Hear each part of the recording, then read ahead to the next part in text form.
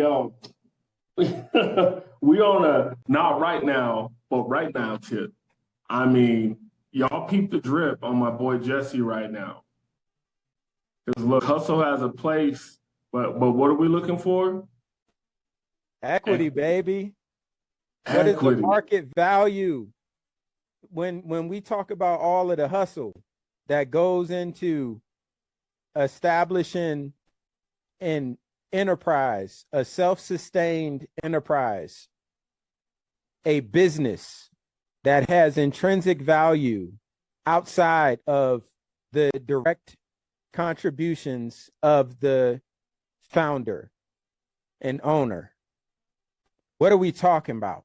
We can continue the cycle of hustle. We've seen what that does.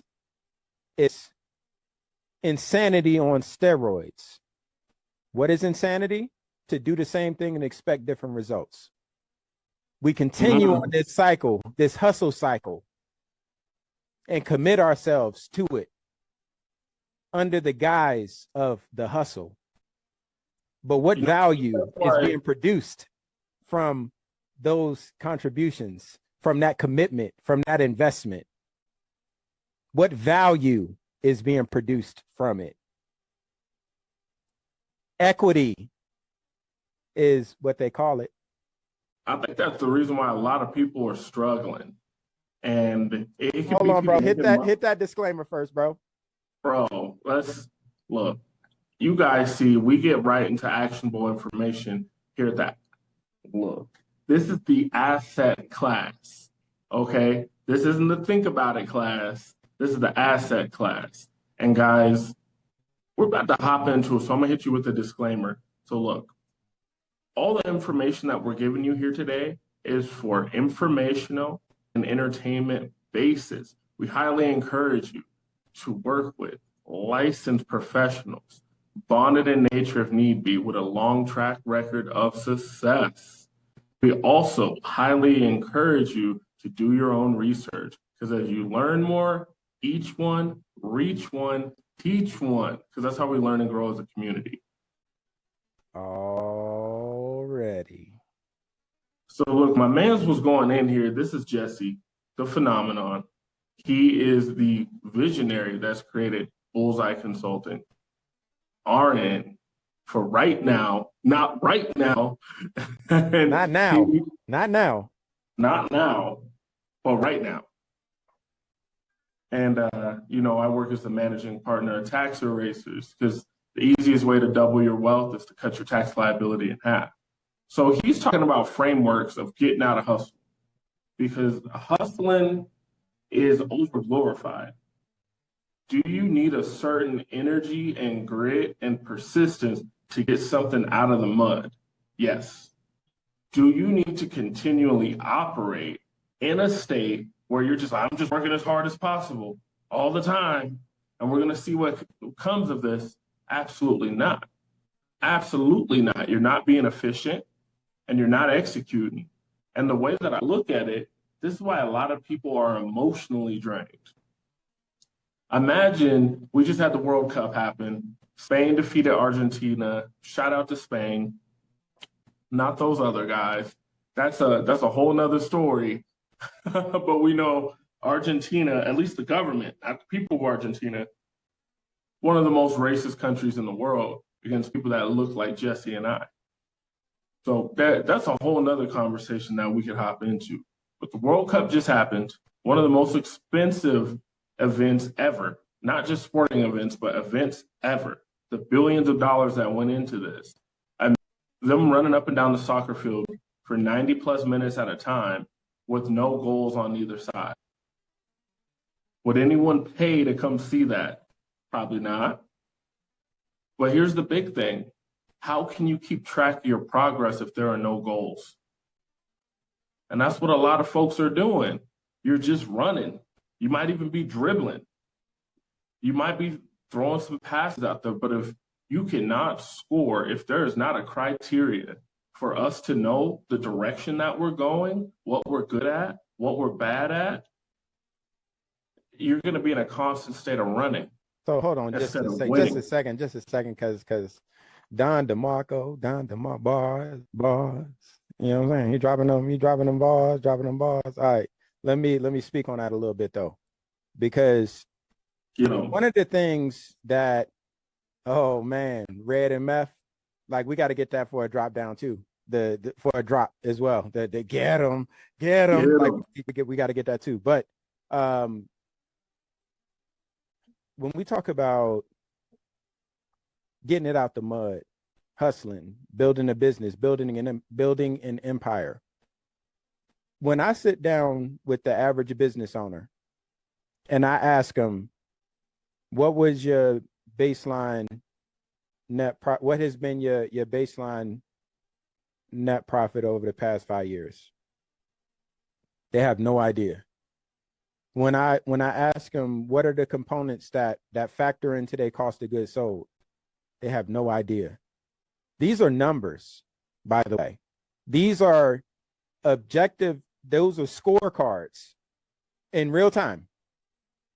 Now, when I flip it and I ask them, what's their favorite sports franchise? It doesn't matter if it's football. It don't matter if it's baseball. It don't matter if it's basketball. Whatever that their favorite, and especially because I find myself in these small towns oftentimes.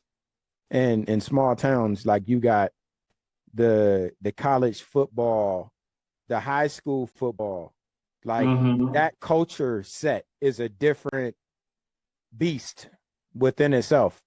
You ask them about the scorecard of any of their favorite teams. These same business owners. So the high school team that is the lifeblood of your town, what's their record? And what has their record been for the past, let's just throw a number out, the past 30 years? Because when you looking at the talent that's on the field right now, and you look at the numbers that are being produced from the talent on the field right now, you comparing that to, you've been watching this for 30 years. You've been for 50 years. So you can easily throw out the 30 years. We're talking about high school sport, like, because there's certain towns where high school, like, it's easy to describe the phenomenon in a college football town. That's like that's easy. We know that. But it's high school. It's high schools that they'll tell you when they won the first national. They'll tell you when they won the last, when they beat the rival. Oh yeah, we got 10 championships, and then in 1807, you didn't even know it was playing football. It was playing football. It's just, they'll go. You're not even lying a little bit. But you ask them the last time that their team hit 80% productivity and is deer in the headlights. What are we talking about? What are we talking about? Like, you can tell me the history of this high school football team in the town that feeds your business and you in turn feed it, because it's cyclical. That's how small business works within a community. It's cyclical.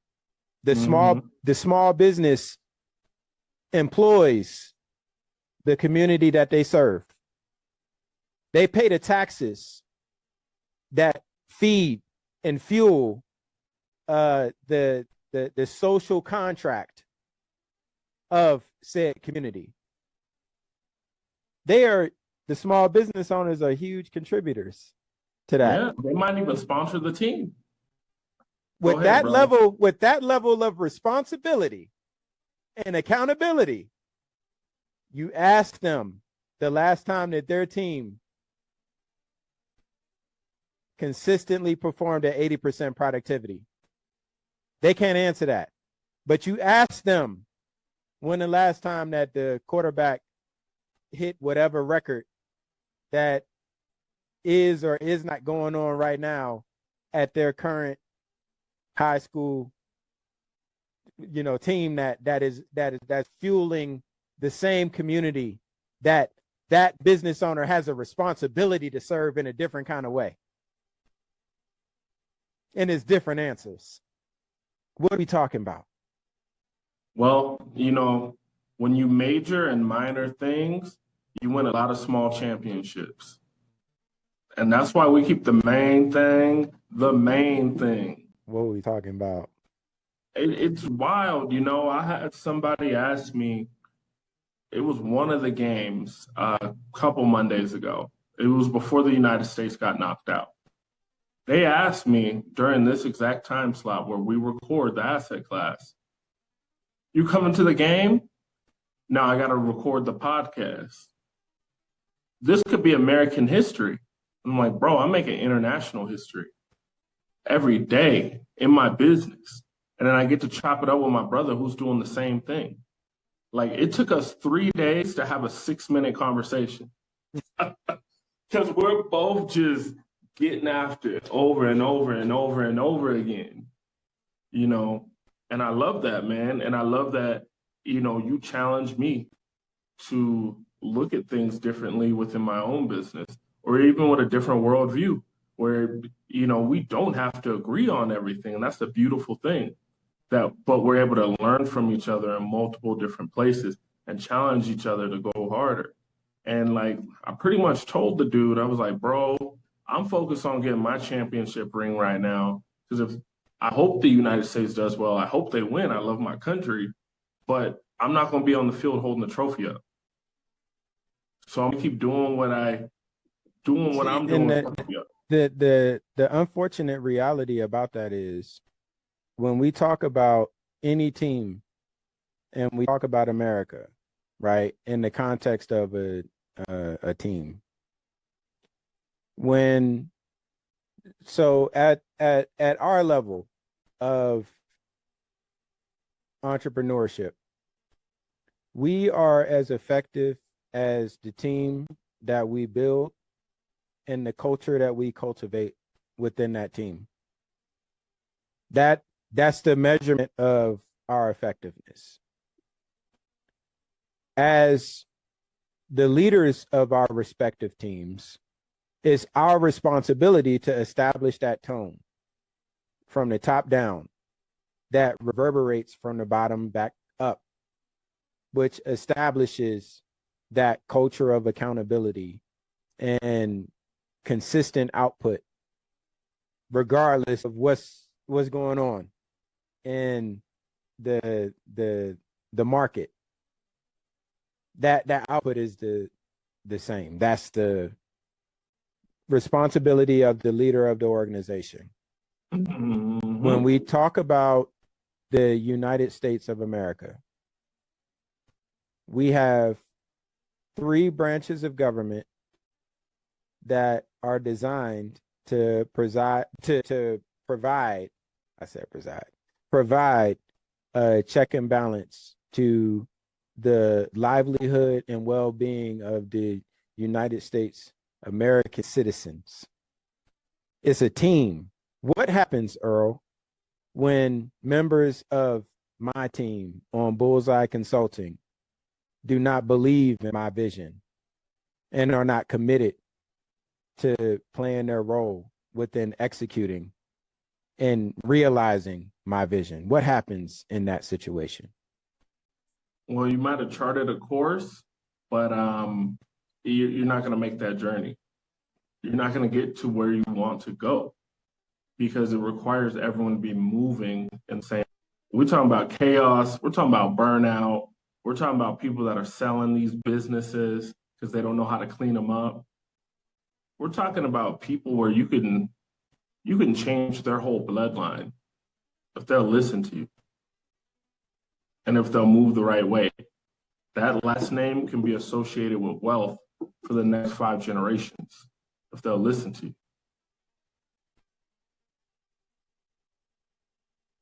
It's real. So one of the things that I've been really going hard on lately is when it comes to building that core team, what it takes to actually own an asset that you can step away from and nothing changes when that happens. There are all of these different components. You know, we've spoken about org charts and job descriptions and performance expectations and all of these different tools and resources that kind of ease the miscommunication that oftentimes comes with building a team that understands the assignment. Well, another component of that is the skills flex, and I'm gonna spend a little bit of time talking about what that looks like. So, as we've discussed on a couple of occasions, my brother, my ideal client is going to be in the trade space. Although my very last client here was last two clients. Well, no. I'll stick to the last client. Warehousing. So I'll expand my wheelhouse, or priority and target audience from the trades to also include those types of logistical operations, because they are what just kind of fuel,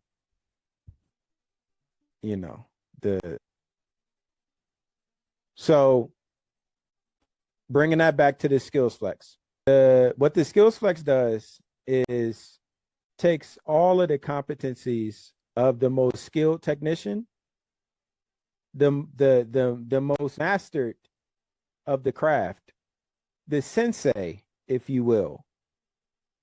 It takes all of the attributes of that sensei and breaks them down into digestible chunks that says, when you are able to do X, Y, and Z, then that demonstrates that you have mastered this particular competency. When you're able to do ABC, it demonstrates that you have mastered this scale of competency. So when you're measuring that on a subjective scale of 1 to 5,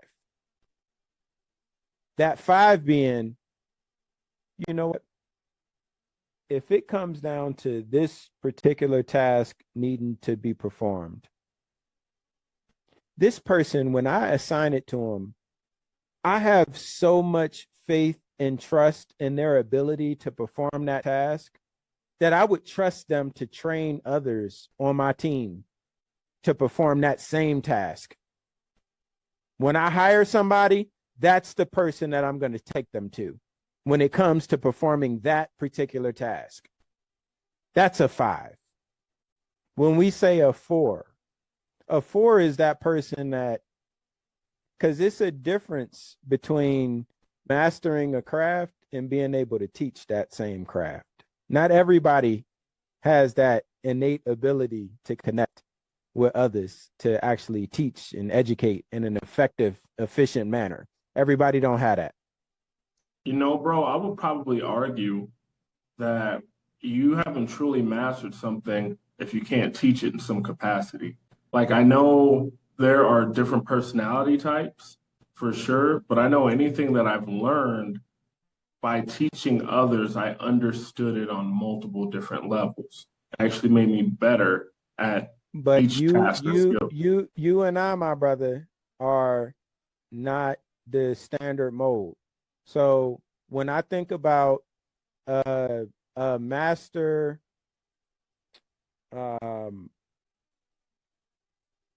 let's go with a master auto tech, that whatever issue that's going on in somebody's car, they don't even gotta put it up on a lift. Like, they can just hear it when you drive up. They can hear it. They can smell certain shit. They see it. Before they even put it up on a lift, they got a pretty good idea of whatever problem that's going on in that vehicle. They are a master technician. those types of folks, they don't all have the communicative skills or patience or willingness to impart that on to everybody. Like, there are some folks that now, a part of my function as a business coach is to motivate and extract that value from the technician that doesn't have the innate skill or willingness, because everybody don't want the same thing. Mm-hmm. Some people are cool with just being, yo, it ain't nothing that you can put in front of me that I can't knock down. Some people are that's their spirit, but they don't have the talent, because it's a talent to be able to effectively teach, to move people, to change behaviors. That's a talent. Everybody don't have that. Leadership versus management, two different things. Everybody is not a leader. So there are some folks that whatever fucking problem that you put in front of them relative to their craft that they have mastered, they're going to get it done 10 out of 10. But to be able to teach and educate others is not their thing. And there are compensation ladders for all of that. There's incentives for all of that. But we can't force a square peg into a round hole. Some folks don't have it. So I deeply appreciate the point that you make, because I resonate with it directly. That's my lived experience. When it's certain thing, it really doesn't matter what it is. When you put it in front of me and I recognize that it ties to the advancement of my goals in life, I'm gonna fucking figure it out. Mm-hmm. Like, that's my spirit. That's, yeah. And that's your spirit. Everybody ain't got that. And that's why there's a difference between the sensei versus the master. You know, man, as I listened to you describe it, I was starting to think about different times where I've coached teams, and where the most talented guy on the team that I was coaching was not the captain. He just happened to be the most talented cat I had on the team. But I had someone else that actually had great leadership skills and great communication skills. That was the captain of the team, even though he didn't have a greater playing ability than the other player. So you're 100% right on that if I'm looking at it through the lens of other people and not just through my lived experience. So I appreciate you for that, brother. Yeah. No, and that's a part of why teams will either thrive or implode. When it's not clearly understood where the swim lanes are, like, there are so many fucking swim lanes that you best believe I'm finna shut the fuck up. when if the conversation is between Earl Harden and Jesse Bullock, I'm gonna shut the fuck up, because I don't know what the fuck you talking about. Like, I'm here to learn. Like, it's a lot of that. It's a lot of that. There's a whole lot of it. You know what I'm saying? And I have no problem with shutting the fuck up and taking it all in, because I know that I learned the way that I learned, but I also understand that I'm constantly learning. I don't know it all, and there's never going to be a time, and I don't even like using like guarantee words like never. You know what I'm saying? Like the forever words. The never is forever. I will never stop learning. I can confidently say that. You know what I'm saying? Like, that's not going, yeah.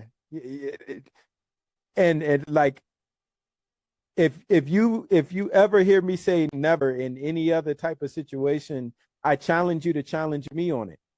Like, because that's my mind ain't even wired that way.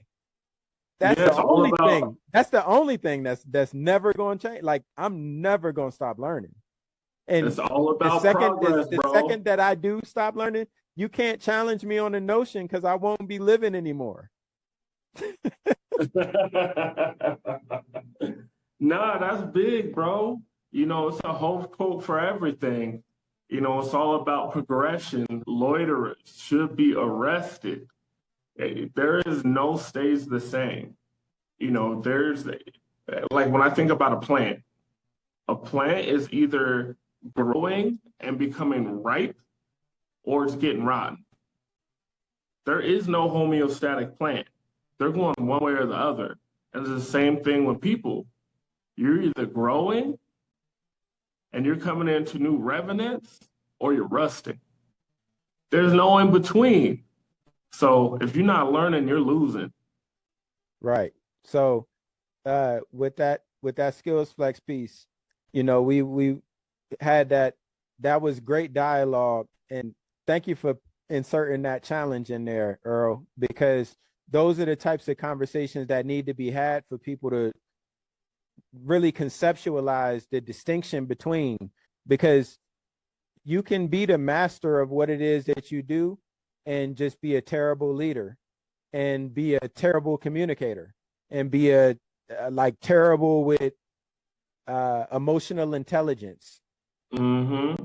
That doesn't take anything away from the mastery of the craft that you have.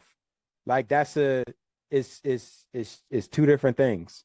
So like, that's the separation between the 5 and the 4, which then brings us to the 3. Now, the 3 is the person that, you know, 50-50. It's a crapshoot on if you got to go and double check they work.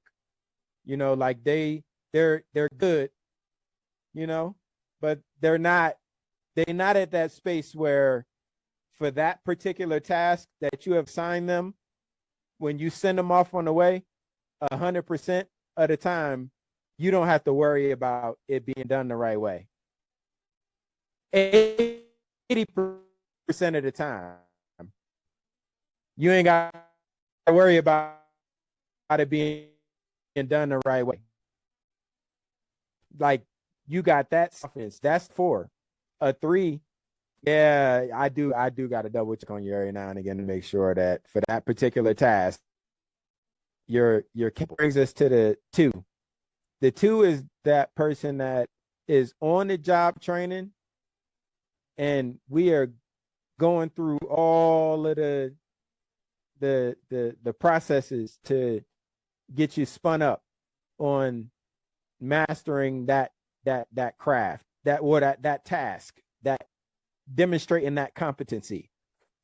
Whereas the 1 is, they have either not been exposed to it yet, to that task, that competency yet, or they are teetering the lines of unemployment. You know what I'm saying? Like, when it comes to any task that's to be performed within the business. So,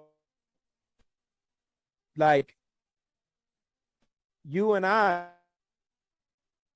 are at that Sensei stage history, but also being the greatest in the delivery of that. We are able to build teams that we can objectively look at where they are and say, when it comes to the company at large, you are a 2.5. Are you cool with, is that where you want to be at on a scale of 5? Mm-hmm. Because if you're cool with a 2.5, that's one conversation. That's one conversation. If that 2.5 was a surprise to you and you feel a little bit offended, that's another conversation too. I need to know where you are. Mm-hmm.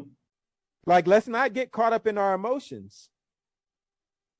Because when it comes to this particular task, hey, bro, we had this job last week where X, Y, and Z happened, and I had to come back and double check on you, didn't I? And it's realistic feedback. It's constructive. It's productive. It's developmental feedback. It's instructive. I feel like it's the only way you can build a company these days. You can't just scream and shout at people. That's not going to work. You have to put people in the seat where they're taking some equity in their actions, and it will eventually lead to equity from the company. And that doesn't mean they're getting shares from the company, but they're getting bonused. And I just know every place I ever worked before I became a full-time entrepreneur, I treated that company like I owned it. And I wanted it to be the best company in the world. So my conversations, I would make sure they were along those lines of yours, where I'm talking to my supervisors, my management. I'm saying, hey, I want to be a 10 out of 10 here. Where am I not a 10 out of 10 in my occupation? Where can I get better? What do you think my greatest strength is? Why do you believe that? Okay. So we'd start building it, and they're like, this is crazy. This is like you're giving yourself your own disciplinary meeting. I was like, well, I want to be great. So if I did the things all the mediocre people would do, I'd be mediocre. So I'm going to ask different questions, and I'm going to put different pressure upon myself. Earl, the part that gets missing in that is, and this is why for me, common sense is not a real thing. Like it's this fabricated concept that we conceptualized as being real. Like is not a real thing. You have lived experiences that have formed your decision-making process that governs your life and every decision that you make within your life. Mm-hmm. Everybody don't have those same lived experiences. So do we want to leave it up to the hopes and wishes of the individual to arrive at that same conclusion? Or do we want to structure a framework that they are either going to funnel in that direction or they're going to funnel out and they will self-eliminate?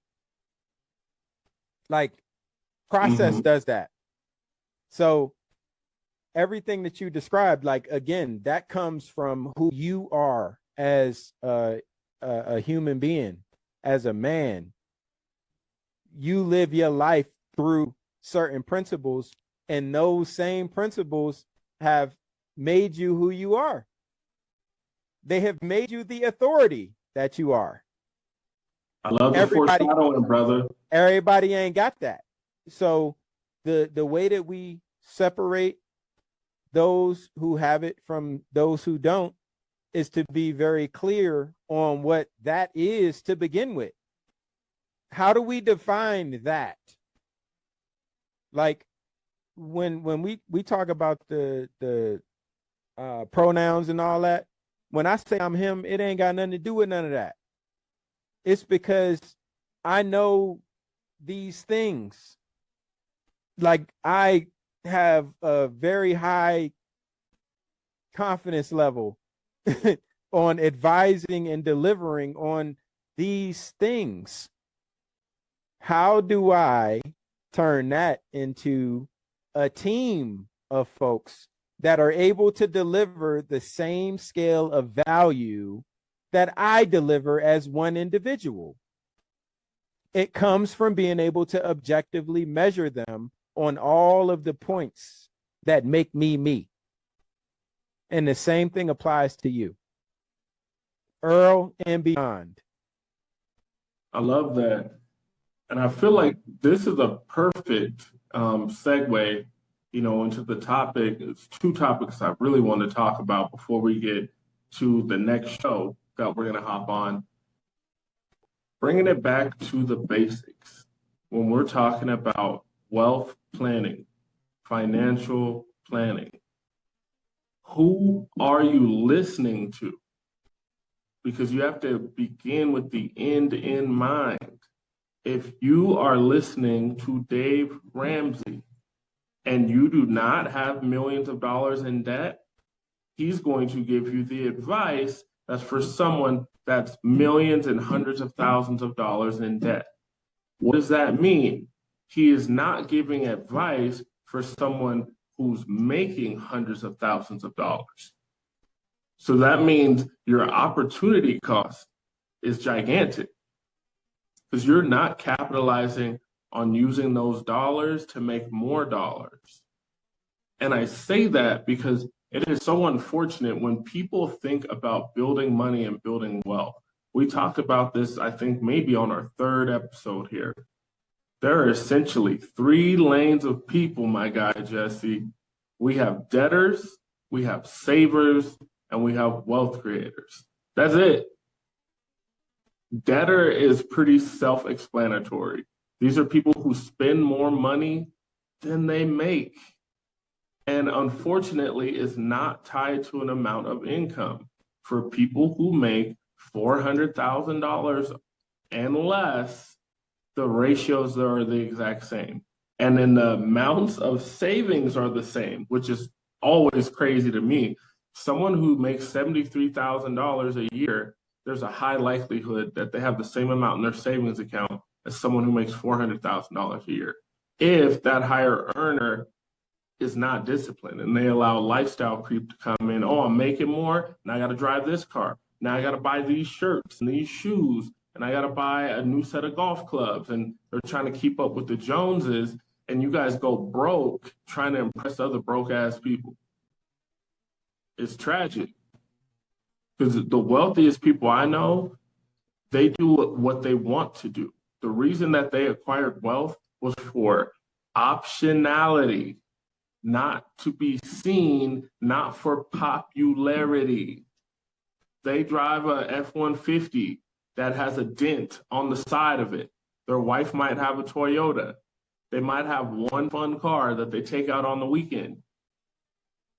But they live a pretty low-key life, and they have options to live a high-key life if they want to. But for the most part, having the assurance that if everything went to hell in the world, they'd have 10 years of money to live anywhere on the planet and 10 years to figure out what the next move is. So that takes us to the next step. Hold on. So you said debtors, savers. What's the third? Wealth creators. Okay. All right. Yeah. So no one wants to be a debtor. If you're in a bunch of debt, people like Dave Ramsey and Susie Orman, they're really good at getting people out of debt. But more so if you're a lower income earner. If you're someone who's making a lot of money and you just made bad decisions in the past, how can we change your psychology so we can start using those dollars wiser? You know, I know you saw it. Ian Dunlap was talking about he paid off his debt first instead of investing more money. And it felt great to be debt free, but that ended up costing him about $380,000. And that $380,000 was back in the past. We're talking 10, 12, 13 years ago. Bruh, I went through the same fucking thing, bro. So life is a motherfucker. You know what I'm saying? So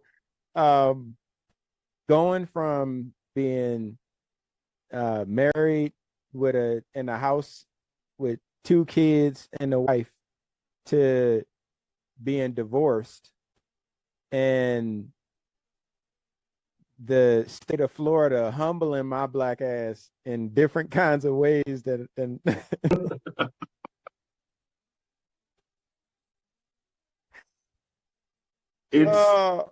it's wild, man, but it's fortunate that you went through that while you're young and not at 67. Yeah, because it fundamentally shifted how I see how all this stuff kind of plays together. So it's like when we're looking at our lived experiences and how we apply that to the value that we're able to bring to the ecosystem large, because that's really what it was down to. When we think about just our ecosystem, the people that we can touch, the people that we can influence, our ecosystem, what value are we bringing? Are we bringing value, or are we not bringing value? Now, once we have established that we are actually bringing value, then it's understanding what that value means to the ecosystem, because everybody's value is different. Mm-hmm. The person or the function within the ecosystem that's responsible for making sure that all of the funds and finances are properly distributed amongst the entire ecosystem is a different value proposition than the person that's doing nails of the ladies in the community. Now, both of them are important, but they're not comparable.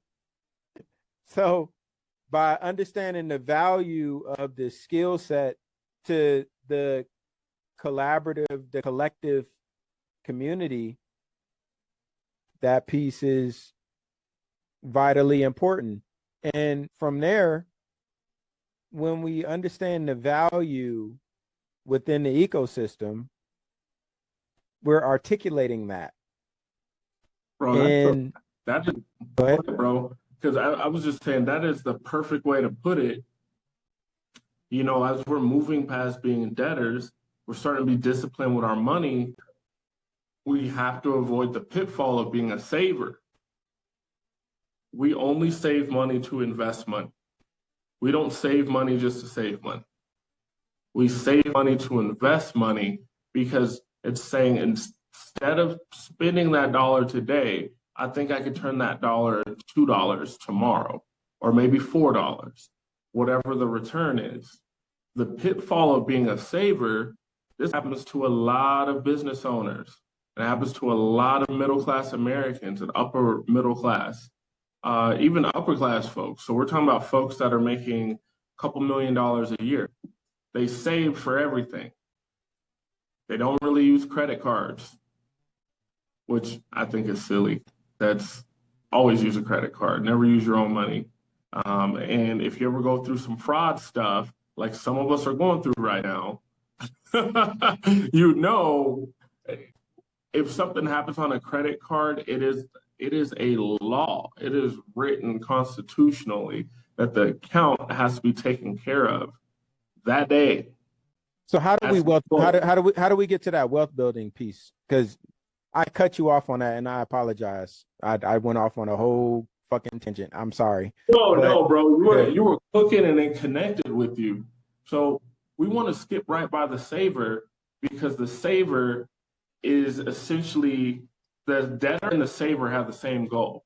So the debtor's goal is to get out of debt, which could be a net worth of zero if you have zero assets. And then the saver spends all of their worth to buy things, and they could have a net worth of zero also. So we want to be a wealth creator. A wealth creator says, I will pay interest to make more money. And there's a whole bunch of different ways you could do it. One of the easy ways I always talk to people about interest being defined how? Paying interest, so in a form of like non-recourse debt to make more money. So if we look at everybody's favorite scammer jammer, allegedly, Elon, one of the ways Elon continues to build wealth is by not paying taxes. How does he not pay taxes? Because he'll pay interest on a loan against his net worth that's in stocks, that's in preferred shares. And then he will use that, a little bit of that money for lifestyle, but he knows that he's forcing appreciation on all those stocks and shares and his company split. A way for people that don't have all of their wealth in their business is, when we're talking about life insurance, it's a couple different ways you could do it. So if you have an account, and you can do this in an investment or a brokerage account as well, you can get exposure to different things where we have a cash value life insurance policy and we're able to sweep the policy's cash value, that's the amount of money you've paid into it, and what's accumulated so far. We're able to sweep that up against an index like the S&P 500. When we do that, you're able to get upside exposure of the stock market, but you don't see the downside. Where's the pay the extra interest? Well, if we just came from a negative year in the S&P 500, I would know that in the 80-ish year history of the S&P 500, right after a negative year, we see the wildest swing up ever. We see the highest historical gains. So knowing that we're coming from that position, I might call my broker, my financial fiduciary, and say, hey, I got a feeling the S&P 500 is going to go crazy next year. How can I get more exposure? Oh, pay 1% of your accumulated cash value, and we will give you 140% of the upside of your index. Now, caveat, if it didn't go, so if you pick something that is not as secure as the S&P 500, or let's say the S&P 500 doesn't follow what it's been doing and it stays down, you would lose that 1% of your account on that year. And then the likelihood of the next year being a wild swing up goes up even higher. So that is something that people do that are wealth creators. A wealth creator is most of the time asking this question. Instead of asking how much something costs, is asking how much can this make me?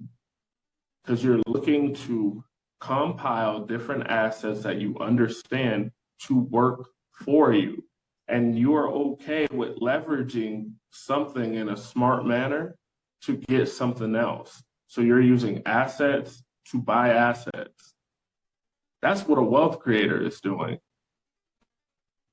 Bro, what's so beautiful about what you just described there is when I describe the separation between the invoice that my client is paying each week versus what has happened over the course of that week, it's a price versus value conversation. And when you understand the separation between a cost or expense versus an investment, it kind of gives a different processing of cash going out, because you know what's going to come back. You know what I'm saying? So like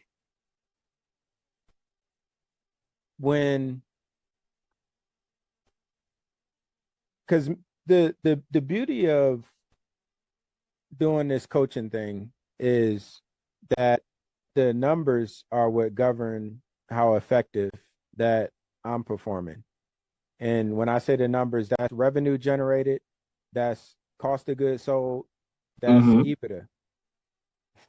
That's on the balance sheet side, making sure that the assets outweigh the liabilities in a significant manner, or there's a strategy behind the gap between the two. That's number shit. You know what I'm saying? So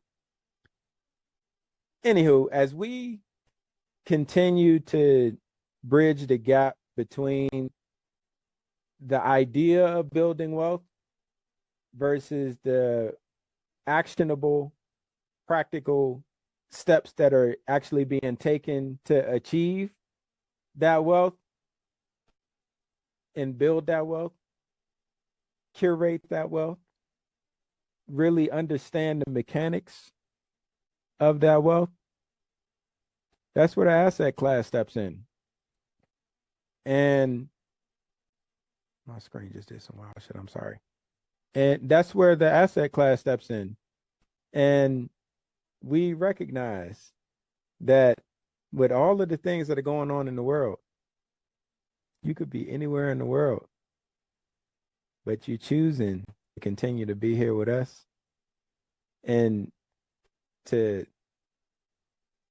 be active participants, active classmates within this ecosystem that we passionately discuss each week. We thank you for it. It's been my man Earl. My guy Jesse. It's been the asset class. Thank you for listening.